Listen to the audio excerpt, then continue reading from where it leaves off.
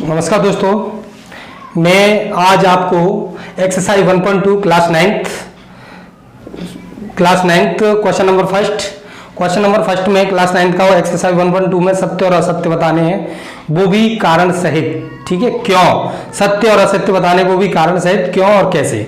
अब देखो ध्यान देना, अब इसमें आपको क्या ध्यान देना है। पहला क्वेश्चन है, उसका आंसर आपको कारण सहित बताना है। पहला क्वेश्चन क्या कह रहा है, प्रत्येक अपरिमेय संख्या एक वास्तविक संख्या होती है।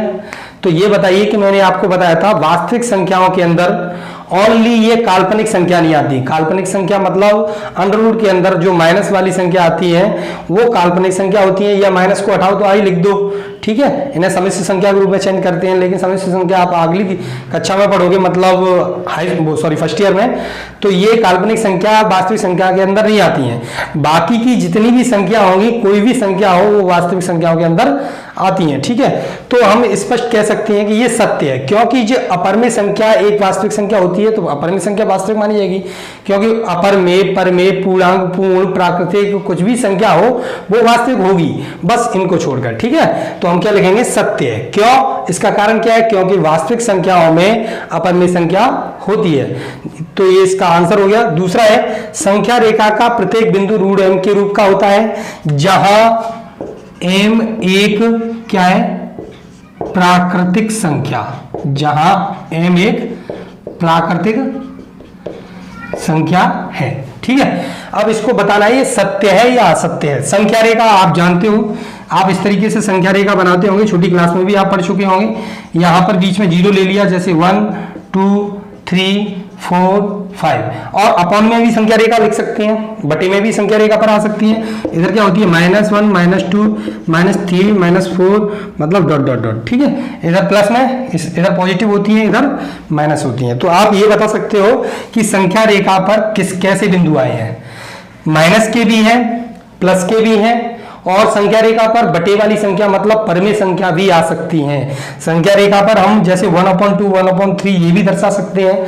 तो संख्या रेखा पर बटे वाली भी आ सकती है, प्लस वाली भी आ सकती है, माइनस वाली आ सकती है। जीरो से इधर होती है, लेफ्ट हैंड साइड में वो माइनस होती है और राइट हैंड साइड में प्लस होती है। लेकिन क्वेश्चन में उसने क्या कहा, फोकस करना, फोकस संख्या रेखा का। तो देखो संख्या रेखा का प्रत्येक बिंदु, प्रत्येक मतलब हर एक बिंदु रूट m के रूप का होता है। तो हमने ये मान लिया रूट m के रूप का होता है, चलो होता है, लेकिन आगे बढ़ेंगे, जहां m एक प्राकृतिक संख्या है, मतलब ये है कि रूट m हर एक बिंदु रूट m के रूप का, ये तो हमने मान लिया, चलो कोई बात नहीं है कि इसे मान लेते हैं, ये कह रहा है। लेकिन आगे क्या कह दिया उसने, उस पर फोकस करो।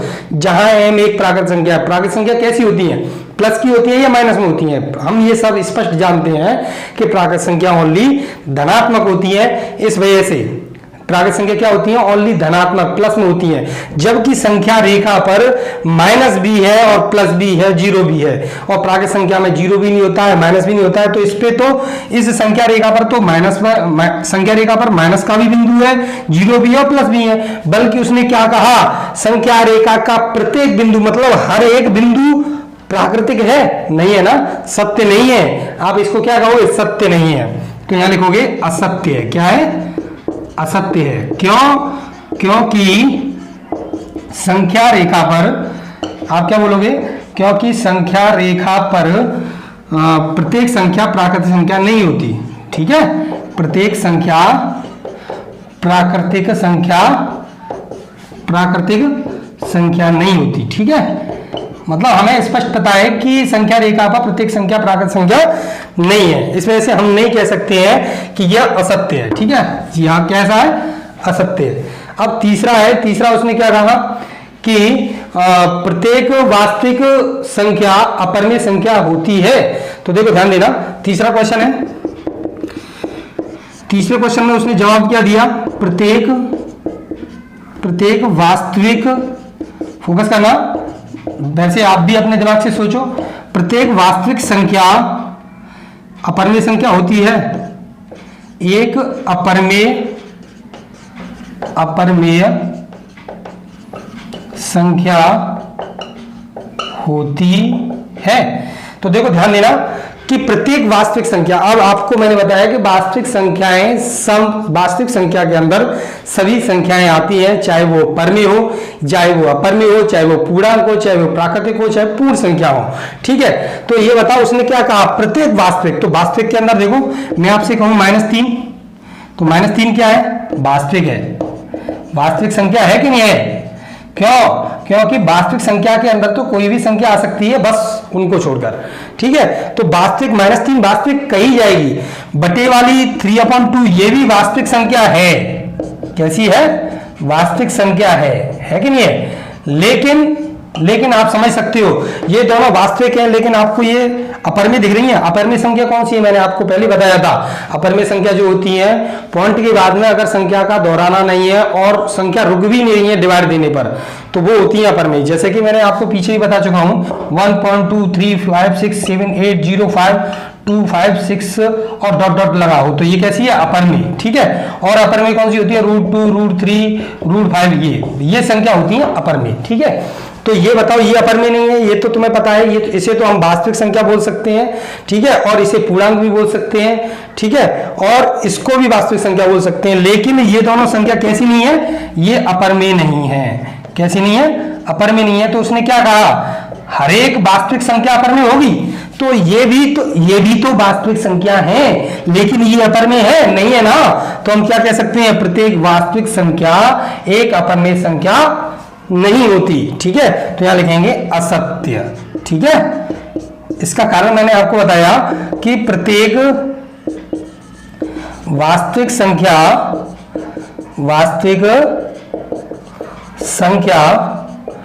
अपरमेय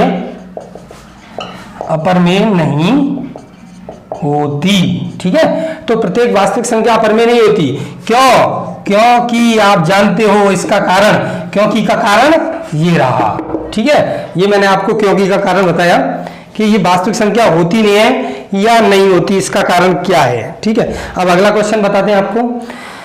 दूसरा क्वेश्चन है, इसको साफ करते हैं। ठीक है, अब दूसरा क्वेश्चन क्या कहता है, क्या सभी, देखो दूसरे क्वेश्चन पर फोकस करो, क्या सभी धनात्मक पूर्णांक का वर्गमूल, क्या सभी धनात्मक पूर्णांक का वर्गमूल एक अपरमेय संख्या होती है।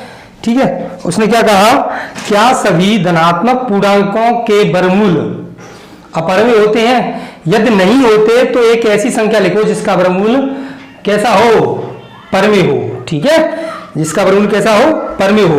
तो आपको क्या लिखना है, क्वेश्चन नंबर 2। क्वेश्चन नंबर 2 में क्या है, क्या सभी धनात्मक पूर्णांक के वर्गमूल अपरमेय होते हैं, अपरमेय होते हैं।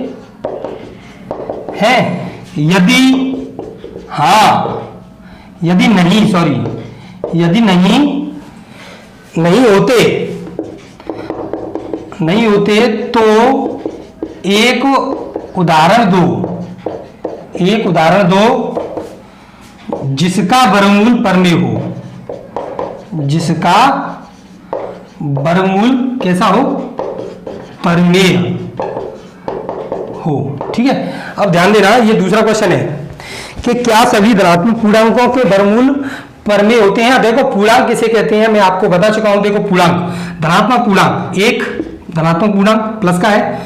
पूर्णांक कैसे होते हैं मैं आपको पीछे ही बता चुका हूं कि प्लस में भी होते हैं, माइनस में भी होते हैं। ठीक है, तो 1 2 3 4 5 6 7 8 9 10 11 12, मतलब ये है सब कैसे हैं, धनात्मक पूर्णांक। अब इनके वर्गमूल निकालो। 1 का वर्गमूल कितना होगा, 1। ठीक है, और 2 का वर्गमूल निकालेंगे तो 2 का वर्गमूल कितना आएगा, निकलेगा ही नहीं। ठीक है, तो ये कैसा है, निकलेगा नहीं, तो कैसा है, अपरमेय। ठीक है, अब 1 का तो हमें पता है वर्गमूल 1 ही आएगा इस वजह से। अब उसके बाद कौन आता है, 3 का वर्गमूल निकालेंगे, निकल जाएगा, नहीं निकलेगा, तो ये क्या आ गया, अपरमेय। अब इसके आगे फोकस करना, 4 का वर्गमूल कितना होगा, 2। अब तुम्हें पता है 4 का वर्गमूल निकल गया, तो 2 कैसा है, परमेय, क्योंकि ये तो स्क्वायर रूट में है ही नहीं, तो ये स्क्वायर रूट में नहीं है। तो लेकिन इसका इसने विरोध कर दिया 4 ने, क्योंकि उसने क्या सभी धनात्मक पूर्णांक के वर्गमूल। तो देखो सभी धनात्मक पूर्णांक ये है, सॉरी सभी नहीं है, डॉट डॉट मतलब कुछ लिख लिए हैं। तो 1 का वर्गमूल 1 आया, ये भी परमेय है। √2 का वर्गमूल √2 है, ये अपरमेय है। √3 का अपरमेय है, लेकिन 4 का वर्गमूल निकाला तो क्या आ गया 2, जो कि परमेय है। उसने कहा सभी के अपरमेय आने चाहिए, तो सभी के अपरमेय आए नहीं आए ना, तो आपको क्या देना है नहीं, तो आपको आंसर में लिखना है नहीं सभी धनात्मक पूर्णांक के वर्गमूल, सभी धनात्मक पूर्णांक के वर्गमूल अपरमेय नहीं होते। अब अपरमेय नहीं होते उसके लिए कारण लिखने हैं, नहीं होते हैं, ठीक है। अब इसका कारण आपको देना है, क्या कारण देना है कि उदाहरण आपको देना है। अब उदाहरण क्या देना है, फोर्स करना, अपरमेय नहीं होते क्योंकि, अब इसका उदाहरण क्या है, क्योंकि देखो 4, 9, 16 आदि क्या है, धनात्मक पूर्णांक है कि नहीं है।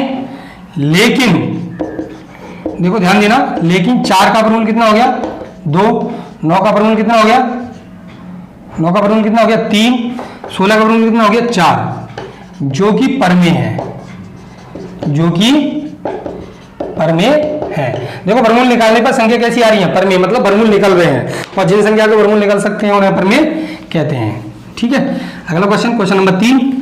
अब देखो, अब आपका क्वेश्चन आएगा वर्गमूल वाला, जो संख्या रेखा पर प्रदर्शित करना है, ठीक है। संख्या रेखा पर प्रदर्शित करना है वर्गमूल की संख्या है, ठीक है। अब कैसे प्रदर्शित करनी है, संख्या में क्या दिया है, फोकस करना। आपको इसमें प्रकार और स्केल वगैरह की जरूरत पड़ेगी। अब उसमें संख्या रेखा पर क्या प्रदर्शित करना है, आपको मैं क्वेश्चन बताता हूं। क्वेश्चन में क्या कह रहा है, दिखाइए कि संख्या रेखा पर √5 को किस प्रकार निरूपित किया जा सकता है, ठीक है। क्वेश्चन तीसरा है, फोकस करना, क्वेश्चन तीसरा है, दिखाइए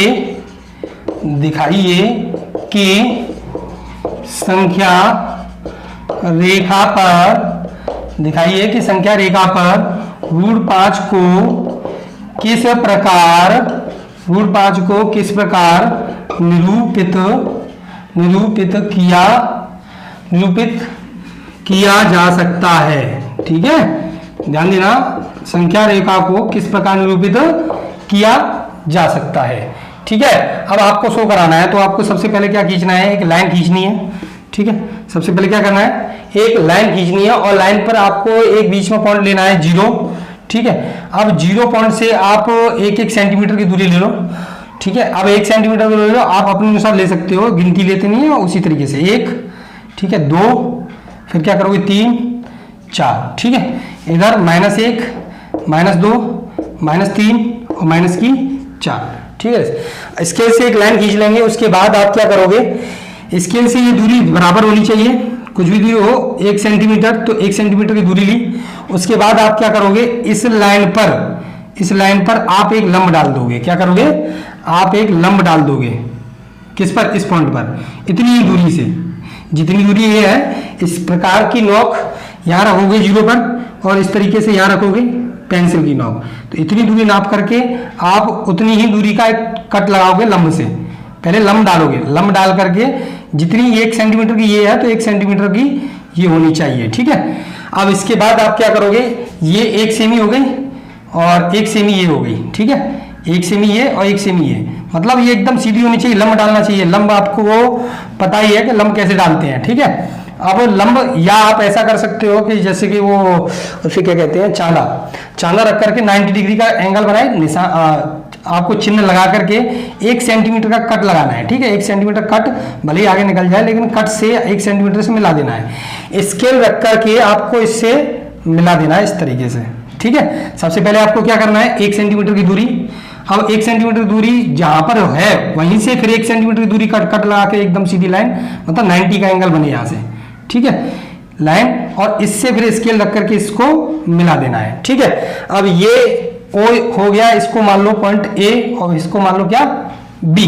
ठीक है, अब इसी तरीके से जैसे ये पॉइंट माना था 1 सेंटीमीटर, उसी तरीके से ये ओ बी पॉइंट हो गया, ये एक है, ये एक ये है, एक ये और एक ये, तो पाइथागोरियन त्रिक के अनुसार √2 हो गया। ध्यान देना, ये बेस हो गया, ये परपेंडिकुलर मतलब ये आधार और ये लंब। तो तुम्हें पता है कि जो कर्ण होता है, कर्ण कैसे निकालते हैं, कर्ण बराबर होता है लंब स्क्वायर प्लस आधार स्क्वायर। ठीक है, लंब स्क्वायर प्लस आधार स्क्वायर।